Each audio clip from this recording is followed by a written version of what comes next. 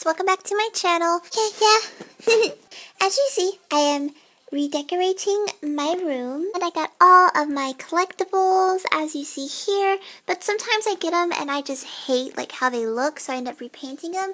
And so I did a video where I repainted my clicker pop and a lot of you guys really liked it, so I figured I would film another one, but this time I'm like repainting my Rick and Morty statue. Hey, voiceover time! But as you see here, this is how it looked whenever I purchased it from GameStop. The paint job is just horrible, there's little to no detail. No problemo, it gives me an excuse to try out my new paintbrushes as well as, you know, whip out the acrylic paint. Oh, and by the way, all the names of the acrylic paint I'll be using will be in the description box down below. But yeah, so we're first going to start out with the iconic Rick Sanchez. Look at this paint job. Mira, look, see, the eyebrow's off, the hand is gray, like it matches the floor. Like, whoever did this paint job really half-assed it. So yeah, I just went in with basic acrylic paint and oh, yeah, look, see, guys, I paid $40 for this. Muy malo. Oh, well. But anyways, as you see here, I'm just doing his skin first, and then while that's currently drying, I'm going to go in with, like, a mixture of, like, a light blue as well as a gray to fix the hair as well as the unibrow.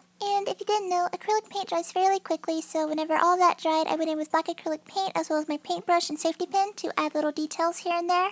And I know I used time-lapse throughout this whole video, that's just, you know, it helps with the editing process later on, but it took about 10 minutes, but here's how Rick ended up looking.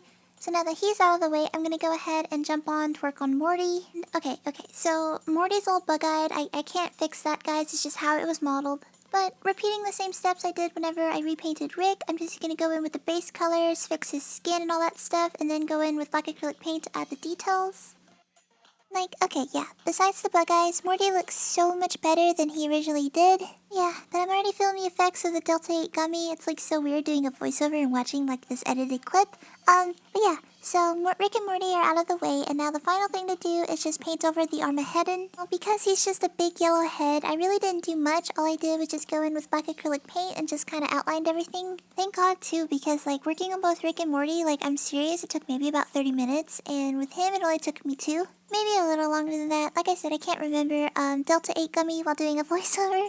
But anyways, so at this part, this is when I called it a day. And look at the paint job difference. Like this is before and after repainting my Bluetooth speaker. And I saved the best for last because the last thing I did was just go in with some light green acrylic paint and paint on the iconic Joel. And yeah, I called it a day. But yeah, so anyways guys, I hope you enjoyed today's video, even though it's like not an alert or anything. And yeah. As they say in Canada, peace out.